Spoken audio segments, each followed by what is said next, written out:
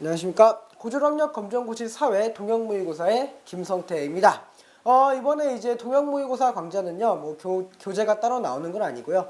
홈페이지에 가시면은 이제 문제은행 파트가 있는데요. 그 문제은행 파트에 동형모의고사라고 있어요. 그래서 거기에서 이제 교환을 다운받으신 다음에 이제 강좌를 같이 들으시면 될 것 같습니다.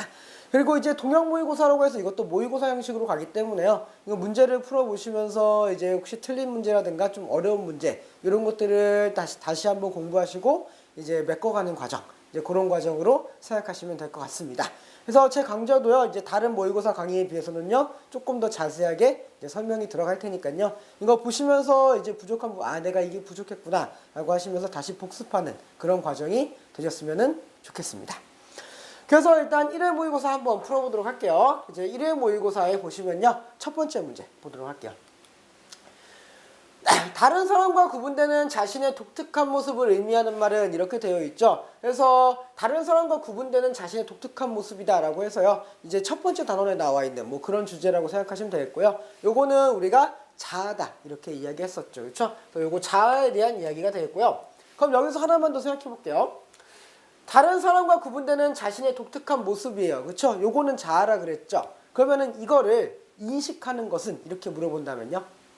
그러면은 자아 정체성이 되겠죠. 그렇죠? 그래서 여기까지 이 모습을요, 인식하는 것 이렇게 하면요. 인식이란 말이 들어가면은 요거는 뭐가 될 수 있다고요? 자아 정체성이 될 수 있다고요. 그렇죠? 그래서 이런 것도 조금 이제 체크해 두시면은 좋을 것 같네요. 2번 문제 풀어보도록 할게요. 다음 가에 들어갈 시기로 알맞은 것을 고르시오 이렇게 돼 있죠. 그래서 가에 들어갈 시기를 물어보고 있습니다. 그래서 자아 정체성이란요, 다른 사람과 구분되는 자신의 독특한 모습을 인식하는 것이래요. 그래서요, 자아 정체성은 한번 형성되면 쉽게 변하지 않기 때문에요, 자아 정체성이 형성되는 가시기에는 올바른 자아 정체성을 형성하는 것이 중요하다 이렇게 되어 있죠. 그래서 자아 정체성이 형성하는 아주 중요한 시기, 그 시기가 어느 시기냐라고 물어봤고요. 그거는 우리는 청소년기 이렇게 이야기를 하고 있죠. 그렇죠? 그래서 아동기 같은 경우는 이제 기본적인 이제 사회화가 이루어지는 시기고요. 뭐 이때는 이제 동료들, 그 친구들과의 관계, 뭐 이런 것들, 그리고 기본적인 예의 이런 걸 배우고, 그리고 앞에 뭐 장래 희망을 뭐 알아가는 과정, 뭐 그렇게 생각하시면 되겠고요. 청소년기가 이제 직접적으로 자아 정체성을 형성하는 시기다 이렇게 이야기하면 되겠죠. 그렇죠? 그래서 청소년기 이후에 이제 중장년기 때는 자아 정체성에 따라서 뭐 직업을 선택하고요, 결혼을 준비할 수 있겠고요. 그 노년기 때는 이제 말년을 준비하시면 되겠죠. 그렇죠? 노후를 대비하시거나 뭐 이런 거 하시면 되겠습니다. 그래서 답은 2번, 청소년기가 자아 정체성을 형성하는 중요한 시기다 이렇게 하시면 되겠네요. 3번 문제 보도록 할게요. 네, 3번 문제 보시면요, 다음에서 설명하는 개념으로 옳은 것을 골라라 이렇게 되어 있죠. 그래서 다음에서 설명하는 개념이 어떤 건지 보죠. 자신이 속한 사회에요, 언어라든가 규범이라든가 행동 양식 뭐 이런 것들을 학습하는 것 이렇게 얘기했고요. 개인의 정체성을 형성하고요, 사회를 유지하는 데 기여한다라고 되어 있죠. 그래서 여기서 핵심 포인트는 사실 첫 번째에 있습니다. 내가 속한 사회에서요, 언어라든가 규범, 행동 양식 이런 걸 학습한다라고 되어 있죠. 그래서 이런 개념으로 일단은 우리는 사회화다 이렇게 이야기를 해요. 사회화다라고 얘기하는 거고요. 개인이 사회 안에 들어가는 과정이다 라고 생각하시면 되겠죠. 일단 여기서 답은 이제 2번이다 이렇게 하시면 되겠고요. 그럼 사회화는요, 두 가지 정도 특징이 있었죠. 그렇죠? 어떤 특징이 있었죠? 첫 번째 특징은 이런 특징이 있습니다. 사회화는요, 평생에 걸친 과정이다. 네. 평생에 걸친 과정이다 라고 하는 거죠. 그래서 어느 특정한 시기에 있는 게 아니라요, 어디에서든 그리고 언제든 일어나는 그런 현상이다라고 하는 겁니다. 그래서요, 나중에 어른이 된 다음에 다시 사회화를 받는 경우도 있다 그랬어요. 그렇죠? 그래서 그런 경우를 우리가 뭐라고 이야기했었죠? 그런 경우를 우리는 재사회화 이런 것도 있다라고 했었죠. 그렇죠? 그래서 이런 게 두 가지 정도 개념은 우리가 알아두시는 게 좋을 것 같아요. 그래서 평생에 걸친 과정이고요. 최근에는 이제 어른이 돼서도 다시 사회화를 겪는 경우가 많기 때문에 그런 거 우리가 재사회화다 이렇게 이야기를 한다는 거죠. 그렇죠? 그래서 이렇게 보시면 되겠고요. 개성이라든가 뭐 역할 갈등, 자아 정체성 여기 중에서요. 역할 갈등 정도는 조금 보시는 게 좋겠네요. 역할 갈등은 어떤 거죠? 어떤 역할이 두 개사가 생길 수 있어요. 그렇죠? 저는 이제 선생님이라고 하는 이제 역할이 있고 그리고 혹은 여자친구, 제 여자친구의 남자친구라고 하는 역할도 있습니다. 둘 다 역할이겠죠. 그렇죠? 남자친구로서의 역할, 선생님으로서의 역할. 그죠? 근데 그 둘 사이에서 충돌이 일어날 수 있어요. 뭐 내가 수업을 가야 되는데 여자친구가 뭐 아프다거나 이런 경우에요. 그렇죠? 그런 경우에 남자친구로서는 아픈 여자친구 찾으러 가야 되지만 선생님으로서는 수업을 하러 와야 되죠. 그죠? 그래서 그 두 사이에 역할이 충돌하는 것. 그런 걸 우리가 역할 갈등 이렇게 얘기했고요. 개성은 뭐 당연히 뭐 다들 알고 계시는 거죠. 나만의 뭐 독특한 특성 이렇게 생각하시면 되겠고요. 자아 정체성은 아까 자아를 인식하는 것 이렇게 이야기를 했었죠. 그죠? 그래서 그 정도만 하시면 될 것 같습니다. 그래서 사회화의 특징 두 가지 보시고요. 나중에 재사회화는요. 다시 한번 자세히 보실 때가 있을 겁니다. 다음 문제 보도록 할게요. 4번 문제입니다. 다음 중 2차적 사회화 기관에 해당하는 것을 보기에서 모두 고르시오 이렇게 되어 있죠. 그래서 2차적 사회화 기관이다 라고 되어 있어요. 그럼 여기서 두 가지 비교하셔야 되겠죠. 그렇죠? 1차적 사회화 기관이 있을 거고요. 2차적 사회화 기관이 있을 겁니다. 그래서 1차와 2차를 구분하는 거 명확하진 않다 그랬습니다. 명확하진 않은데요. 1차 같은 경우는 아주 기초적인 사회화, 기초적인 사회화가 이루어지는 곳이고요. 2차적 사회화 기관은 조금 약간 고차원적, 고차원적 사회화가 이루어진다라고 이야기했었어요. 그래서 기초적 사회화가 이루어지는 1차적 사회화 기관을 조금 암기하시는 게 좋아요. 그거 말고 나머지는요 다 2차 하시면 됩니다. 그래서 대표적인 1차적 사회화 기관은요 가정이 있고요. 또래 집단이 있고요. 또래 집단은 친구들 얘기합니다. 또래 이렇게 하시면 되겠고요. 또 하나는 혹시 뭐 보육원 이런 게 나와도 보육원 이런 게 나와도 1차적 사회화 기관이다 이렇게 하시는 게 좋을 것 같고요. 그 고차원적 사회화 기관인 2차적 사회화 기관은요 나머지 하셔도 크게 틀리지 않다는 거고요. 그래서 이 두 가지 보시면 되겠고요. 그리고 이거 말고 사회화 기관을 구분하는 게 또 하나 더 있긴 해요. 또 하나 있긴 해요. 뭐하고 뭐가 있냐면요. 공식적 사회화 기관이 있고요. 비공식적 사회화 기관도 있습니다. 그래서 공식적 사회화 기관은 사회화 자체가 목적, 사회화 자체가 목적이에요. 사회가 자체가 목적이다라고 얘기했으니까 그 자체로서 목적. 그래서 공식적 사회화 기관은요 이렇게 얘기하시면 솔직히 좀 어렵거든요. 그래서 조금 중요하게 이렇게만 하시면은요 바로 맞추실 수 있습니다. 교육기관. 공식적 사회기관은요 무조건 교육기관이에요. 교육기관. 그쵸? 교육기관이 아니면요 공식적 사회기관이라고 사회화 기관이라고 할 수가 없습니다. 꼭 기억하세요. 공식적 사회화 기관은요 교육기관입니다. 사회화 자체가 목적인 것 이렇게 이야기하시면 되겠죠. 그렇죠? 그리고 비공식적 사회화 기관은 나머지 하시면 되겠고요. 그럼 여기서는 이제 2차적 사회화 기관 우리가 2차적 사회화 기관을 물어봤었죠. 그렇죠? 그래서 가정 1차적 사회화 기관이고요. 학교 2차적 사회화 기관이 되겠고요. 회사 2차적 사회화 기관입니다. 그리고 또래 집단은 1차적 사회화 기관이 되겠죠. 그렇죠? 그래서 니은하고 디귿만 2차적 사회화 기관이 되니까 답은 3번 하시면 되겠죠. 그렇죠? 그럼 여기서 볼게요. 여기에서 그러면은 비공식적 사회화 기관이랑 공식적 사회화 기관 한번 비교해 보죠. 여기에서 공식적 사회화 기관은 뭐가 있어요? 딱 하나밖에 없죠.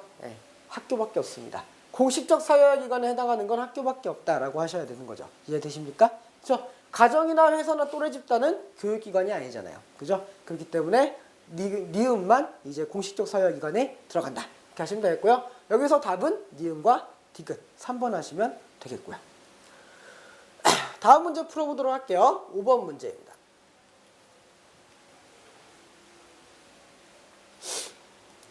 다음과 같은 사회적 상호작용이 유형으로 옳은 것을 골라라 이렇게 돼 있죠. 여기서 사회적 상호작용이란 말을 했어요.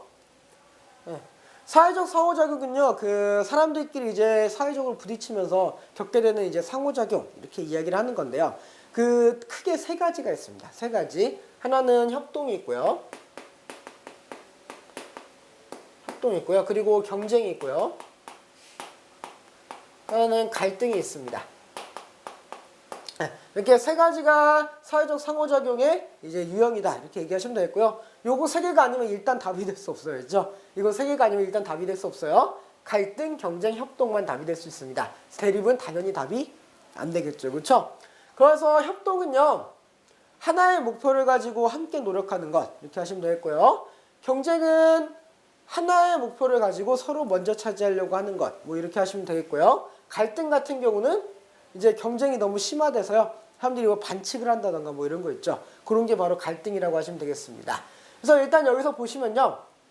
친구들과 함께 조별 과제를 마무리했다라고 되어 있으니까 이거는 함께 무언가 해낸 거죠. 그렇죠? 그렇기 때문에 협동에 해당합니다. 이렇게 하시면 되겠고요. 일단 답은 4번에 되겠습니다. 근데 이 중에서 조금 더 자세히 볼 만한 거는요. 갈등인데요. 네, 갈등은요. 좋은 겁니까? 나쁜 겁니까? 그것만 하나 생각해 보죠. 뭐 여기 문제랑은 상관없지만 그죠? 나중에 나올 수 있거든요. 갈등은 좋은 겁니까? 안 좋은 겁니까? 좋기도 하고요. 안 좋기도 하다. 이렇게 하셔야 됩니다. 그렇죠? 좋기도 하고 안 좋기도 하다. 이렇게 하셔야 돼요. 일단 안 좋은 점은 뭐예요? 안 좋은 점은 갈등이 자꾸 많아지면요. 그 사회적 문제를 일으킬 수 있죠. 그렇죠? 사회 문제를 일으킬 수 있어요. 갈등은 사회 문제를 유발합니다. 요거는 확실해요. 확실하죠. 그렇죠? 다만 해결 과정에서요. 해결 과정에서 무엇이 발전한다? 사회가 발전한다. 해결 과정에서 사회가 발전할 수 있다라고 하는 면에서는 긍정적이기도 하다라고 하는 겁니다. 그래서 갈등하면은 무조건 안 좋은 것 이렇게 생각하시면요. 나중에 이제 문제를 푸실 때 약간 조금 문제가 생길 수 있어요. 그렇죠? 그렇기 때문에 좋은 점과 나쁜 점 같이 보셔야 된다라고 하는 겁니다. 갈등에 대한 얘기만 조금 자세히 했어요. 6번 문제 보도록 할게요. 6번 문제 보시면요. 다음 내용과 관련 있는 삶의 질 향상 정책으로 옳은 것을 골라라 이렇게 되어 있죠. 그래서 볼게요. 소득 불균형은요. 상대적 박탈감을 불러일으켜서요. 삶의 질을 저하시킨다라고 되어 있어요. 그래서 소득의 불균형을 이야기하고 있습니다. 그래서 부자와 가난한 자의 이제 차이가 너무 크다라고 하는 거겠죠. 그렇죠? 그래서 좀 유식한 말로 소득 격차 이렇게 하시면 될 것 같아요. 그래서 이 소득 격차를 해소하기 위한 어떤 정책이다라고 생각하면 되겠죠. 그래서 보시면요. 공공부조라든가 사회보험이라든가 사회복지 서비스 이런 것들이 있다라고 하는 거죠. 이거는 대표적인 우리나라의 복지제도다. 이렇게 하시면 될 것 같아요. 그래서 복지제도와 관련이 있고요. 소득 격차를 해소하기 위한 복지정책 이렇게 이야기를 하고 있죠. 일단 답은 뭐예요? 답은 3번 복지제도 하시면 되겠고요. 일단 균형개발이 조금 헷갈릴 수 있는데요. 균형개발은 지역 간의 격차를 해소하려고 하는 거지 여기서 말하는 소득 격차를 해소하려고 하는 건 아니죠. 그렇죠? 그렇기 때문에 균형개발이라고 하시면 조금 이제 무리가 있고요. 그래서 이제 복지제도라고 하셔야 되는데 이 공공부조라든가 사회보험이라든가 사회복지 서비스 이런 것들도 조금 자세하게 보시는 게 좋을 것 같아요. 물론 뒤에 가서도 조금 할 일이 있습니다. 그래서 간단하게만 할게요. 공공부조 같은 경우는 이제 가장 적극적인 방법입니다. 그래서 국가가 전액 부담하고 있고요. 가장 국가의 그 재정적인 부담이 굉장히 크죠. 다만 이제 공공부조 같은 경우는 국가가 100% 부담하고요. 국가가 100% 그 사람한테 지원을 해주는 거기 때문에 그 소득 격차를 확실하게 좀 해소할 수 있는 그런 방법이 될 수도 있다는 거고요. 사회보험은 여러분이 직접 돈을 내고 드시는 겁니다. 대표적인 게 국민연금, 그리고 의료보험, 이런 것들 있죠. 그렇죠? 그런 것들이 대표적인 사회보험이라고 하시면 되겠고요. 나중에 좀 더 자세히 할게요. 사회복지 서비스 같은 경우는 이제 반드시 기억해야 될 거는 비금전적인 지원이요. 비금전적 지원. 그래서 사회복지 서비스는요. 지원을 해주긴 하는데 돈을 주는 게 아니라 돈 이외에 다른 것을 지원해 주는 것. 그게 바로 사회복지 서비스. 이렇게 해두시면 되겠습니다. 다음에 또 이런 문제 나올 거니까요. 그때 조금 더 자세하게 보도록 할게요. 다음 문제 보겠습니다. 7번 문제 볼게요.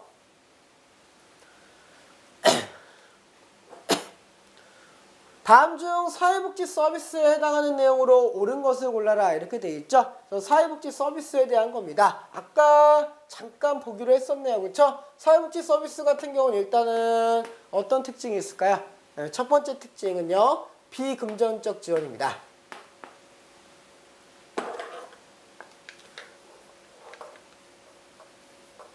비금전적 지원을 하고 있어요. 그래서 돈을 주는 게 아니라는 거죠. 그렇죠? 돈을 주는 게 아니라 돈 말고 다른 서비스를 제공하는 거다. 이렇게 생각하시면 될 것 같아요. 그리고 두 번째는 특징은요. 국가가 부담하기도 하고요. 네. 혹은 시민단체가 부담하기도 합니다. 네. 뭐 개인이 이제 기부금으로 할 수 있어요. 뭐 개인이 부담하는 경우도 있긴 해요. 근데 거의 다 부담은 누가 많이 한다는 거야? 국가 혹은 시민단체들이 많이 하고 있습니다. 그래서 이런 특징들을 좀 갖고 있네요. 그래서 보시면요. 주로 금전적인 지원을 한다. 아니라 그랬죠. 그렇죠? 비금전적 지원을 한다라고 얘기했습니다. 그래서요. 소득 재분배 효과는 크지 않다라고 하는 것도 좀 특징이 될 수 있을 것 같아요. 세 번째 특징 볼게요. 소득의 재분배는 적다. 그렇죠? 소득의 재분배 효과는 적다라고 하는 거죠. 그죠? 그래서 격차를 해소할 때 적극적인 정책이라고 보기는 조금 어렵다라고 하는 겁니다. 근로의욕이 상실될 수 있다라고 되어 있는데요. 근로의욕이 상실될 수 있는 거는 공공부조에 해당합니다. 네. 나중에 공공부조도 자세히 할 때 그때 한 번 더 하도록 할게요. 공공부조는요. 근로의욕이 상실될 수 있다는 단점이 있죠. 그렇죠? 맞고요. 소득 재분배 효과는 크지 않다라고 되어 있는데 맞습니다. 사회복지 서비스는 소득 재분배 효과가 크지 않다는 게 특징이 될 수 있어요.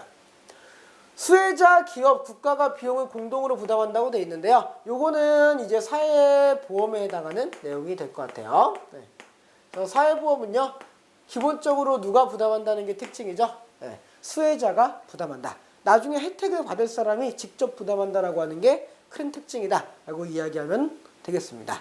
그래서 사회복지 서비스랑 관련 있는 거 몇 번밖에 없어요? 3번. 3번밖에 없겠네요. 그럼 다음 문제 풀어보도록 할게요. 8번입니다. 삶의 질을 높이기 위한 방법으로 옳지 않은 것을 골라라 이렇게 되어 있죠. 그래서 삶의 질을 높이기 위한 방법입니다. 그래서 하나씩 볼게요. 깨끗한 환경에서 생활한다. 당연히 깨끗한 환경에서 생활하는 거 삶의 질이랑 관련이 있겠죠. 그렇죠? 환경적인 부분 중요하다라고 얘기했었고요. 충분한 여가 시간 필요합니다. 그렇죠? 너무 일만 하고 사실 수 없잖아요. 그렇죠? 일해서 돈을 버는 것도 개인적으로 필요한 일에 쓰기 위한 건 아니겠습니까? 그렇죠? 그래서 개인적으로 충분한 여가 시간을 확보하는 거 필요하고요. 근로 시간을 너무 과도하게 갖지 않는 것도 중요합니다. 그래서 과로 같은 거 하시게 되면요. 여러분의 삶의 질이 많이 떨어지게 되겠죠. 그래서 우리나라 사람들 요즘에 핫 이슈가 뭐예요? 네, 칼퇴근? 이런 거 아니겠습니까? 그렇죠? 그래서 3번도 당연히 삶의 질에 꼭 필요하고요. 무조건 가장 많은 임금을 주는 곳에 취직한다라고 되어 있는데 아닙니다.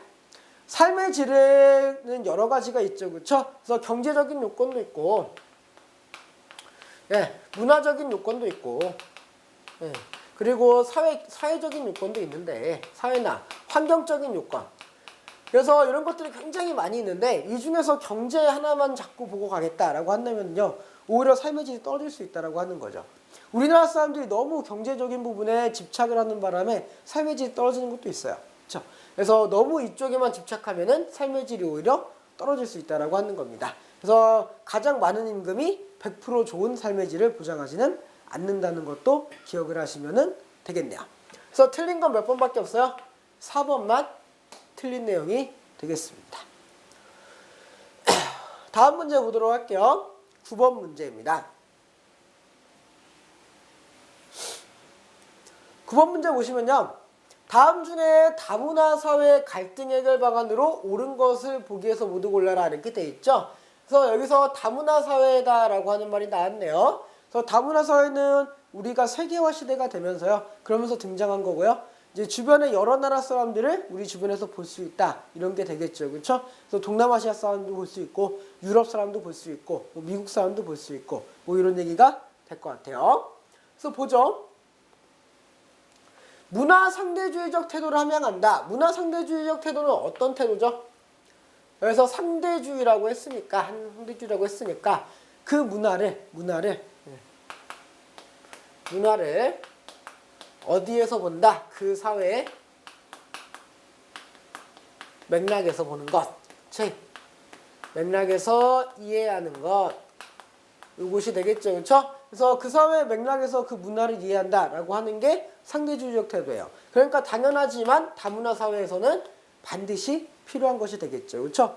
동남아시아 사람들 왔어. 오케이. 그 사람들은 그 사회의 문화를 가지고 있었기 때문에 우리나라에서 이런 행동을 해도 그럴 수 있어. 그럴 수 있어. 불법이 아니라면 우리가 이해해줘야 돼. 이게 되는 거죠. 불법이 아니라면이라고 하는 전제를 붙였습니다. 제가 분명히. 그렇죠? 불법이 아니라는 가정하에 그래 저 사람들의 문화를 존중해 주어야 돼. 이게 된다라고 하는 거죠. 되십니까? 예. 그래서 문화 상대주의적 태도 함양하는 거 다문화 사회에서 굉장히 중요하고요. 우리나라 문화로의 변화를 강요해서는 안 됩니다. 그 사람들은 이제 그 사람의 문화를 이제 가지고 행동할 수 있는 권한이 있잖아요. 그렇죠? 뭐 이슬람 사람들이 돼지고기 안 먹는다고 해서 우리한테 피해 주는 거 아니죠. 그렇잖아요. 그죠? 그래서 그 사람들이 돼지고기 안 먹는다. 아, 그럴 수 있어. 라고 이야기해 주는 거죠. 그렇죠?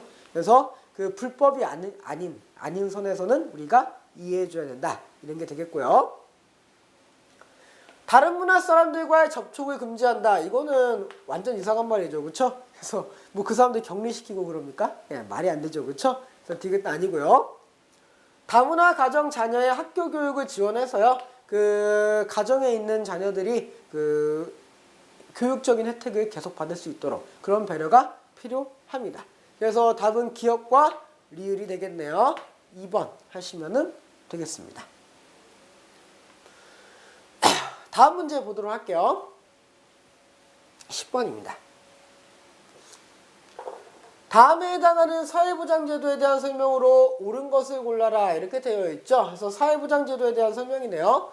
국민연금이죠. 연금이 있고요. 그리고 의료보험입니다. 의료보험. 그래서 이 국민연금이라든가 의료보험 요거 어떻게 해석해야 되죠? 요거는 사회보험에 해당합니다. 그럼 사회보험 이야기 나왔으니까 사회보험의 특징도 한번 적어보죠. 사회보험의 특징 뭐 몇 가지 있을까요? 뭐 한 두세 가지 정도 있을 것 같아요. 일단 첫 번째는 누가 부담한다는 거죠? 네, 수혜자가 부담합니다. 네, 수혜자가 부담하고 있어요. 수혜자가 부담한다는 건요. 그 실제로 혜택을 받을 사람이 부담한다는 얘기예요. 그래서 내가 일단 부담을 하고 거기에 대한 부족분을 누가 추가해 주는 거죠? 네, 국가가 조금 지원해 주고요. 그리고 기업에서도 약간의 지원을 해주게 되는 겁니다. 그래서 기본적으로 수혜자가 부담하는 원칙에 국가와 기업이 이제 이거를 같이 내주는 거죠. 같이 내주는 것 이런 거고요. 그리고 여기서 상호 부조적인 성격이다라고 하는 말이 나와요. 상호 부조적이란 얘기는요. 서로 돕는다는 뜻인데 만약에 내가 여기다가 미리 넣어놨어요. 미리 돈을 넣어놓고 내가 이걸 안 쓸 수도 있다는 거죠. 대신 다른 사람이 갑자기 급해지면은 꺼냈어. 이렇게 얘기하는 거예요. 그렇죠? 그래서 어떤 거냐면 이렇게 자루가 있으면요.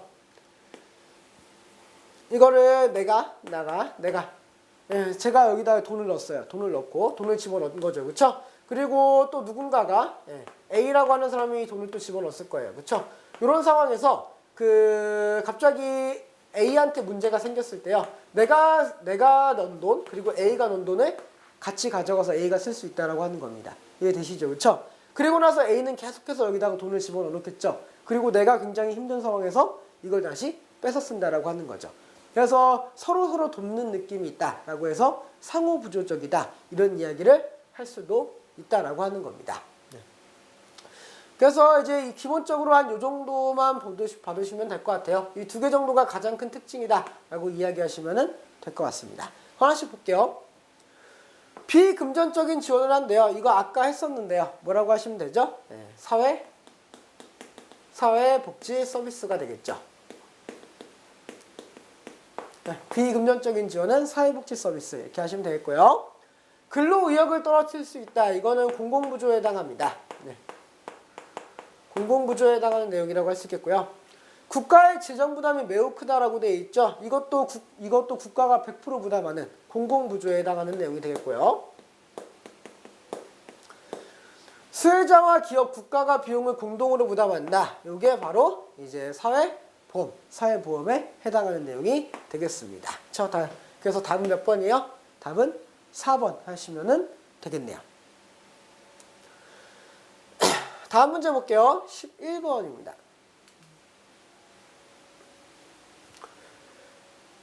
고령화 사회의 특징으로 옳은 것을 고르시오 이렇게 돼 있죠. 그래서 고령화 사회는 어떤 사회죠? 고령화 사회는 노인 인구의 비중이 큰 겁니다. 예, 비율이 높은 사회. 그렇죠? 노인 인구의 비율이 높은 사회예요. 그래서 노인 인구가 절대적으로 많다는 게 아닙니다. 네. 그렇게 생각하면 중국이 노인 인구가 제일 많을 텐데요. 그잖아요. 그죠? 그래서 그 노인 인구가 많다라고 하는 절대적인 기준보다는요. 노인 인구가 차지하는 비율이 높다라고 하는 거예요. 이해되시죠? 그렇죠? 그래서 노인 인구의 비율이 높아지면 어떤 특징이 생길까라고 하는 거네요. 세대 갈등은요. 점점 심해질 수 있어요. 완화되는 게 아니라 심해진다라고 하셔야 되죠. 그렇죠? 왜냐면은요. 노인 인구가 너무 많아지니까 청년들이 이제 노인들을 부양하기 위한 비용이 부담되는 거예요. 그렇죠? 그러면서 문제가 생길 수 있다는 거죠. 그래서 세대 갈등은 심해지게 되겠고요. 생산 가능 인구는 감소하게 되겠죠. 그렇죠? 감소하게 됩니다. 그래서 노동력 부족 현상이 발생할 수 있겠죠. 노인 인구가 너무 많아지니까 청년들의 인구가 줄어들게 되면서 문제가 발생할 수 있습니다. 도시 지역이 더욱 심각하게 나타난다라고 되어 있는데요. 도시 지역보다는 농촌이 훨씬 더 심각합니다. 농촌은 자연적으로 노인 인구가 늘어나는 것도 마찬가지인데 청년들이 도시로 빠져나가면서 노인만 남게 되면서 그러면서 고령화가 더 빠르게 진행되게 되겠죠. 그렇죠? 그래서 3번 아니고요. 노인 세대의 정치적이고 사회적인 영향력이 감소하는 게 아니라요. 아주 크게 증가합니다.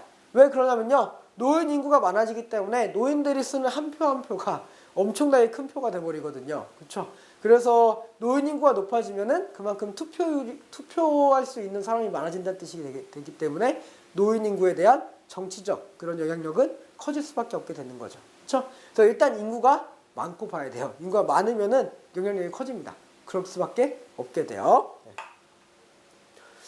자, 다음 문제 뭐죠? 12번 볼게요.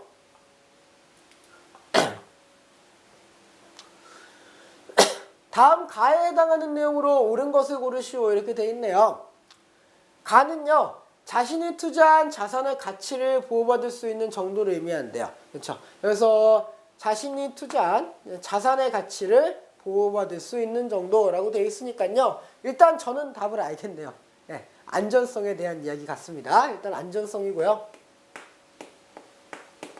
요거는 이제 가는 일단 안전성이라고 보셔야 되겠고요. 여기에서 그러면요. 안전성이랑 비교될 수 있는 자산관리 방법 요거 몇 가지 더 볼 수 있을까요? 안전성이랑 조금 대비되는 개념이 이제 수익성이 되겠죠. 수익성이 되겠죠. 그래서 안전성은 보호받을 수 있는 정도라면 수익성은 얼마만큼 내가 이득을 얻을 수 있는가 이거라고 생각하시면 될 것 같아요. 그리고 여기에서 뭐 하나 더 한다면은 뭐가 있을까요? 뭐 유동성 같은 거 있을 수 있겠죠. 네. 유동성은 보유하고 있는 자산을요 현금으로 바꿀 수 있는 정도입니다. 그래서 내가 갑자기 돈이 필요해서 현금이 필요한데 내가 갖고 있는 그 자산을 바로 현금으로 바꿀 수 있을까? 요거에 대한 얘기죠. 그래서 부동산 같은 경우는요 돈이 바로 필요할 때 그 부동산을 돈으로 바로 바꿀 수가 없잖아요. 그쵸? 그래서 유동성이 안 좋다라고 이야기를 하는 겁니다. 이해되시죠? 그쵸? 네. 그래서 우리는 자산 관리할 때 세 가지를 보셔야 되는 겁니다. 안전성, 수익성, 유동성이 되겠죠. 그쵸? 그래서 뒤에도 좀 더 읽어보면요. 일반적으로 예금이나 채권은 이제 안전성이 높고요. 주식은 안전성이 낮은 편이다 라고 하시면 되겠죠. 그쵸? 그래서 일단 답은 몇 번이에요? 답은 안전성에 해당하는 내용이 되겠다라고 하는 겁니다. 그래서 답은 3번 하시면 되겠네요. 그래서 다음 문제 좀 보도록 할게요. 13번입니다.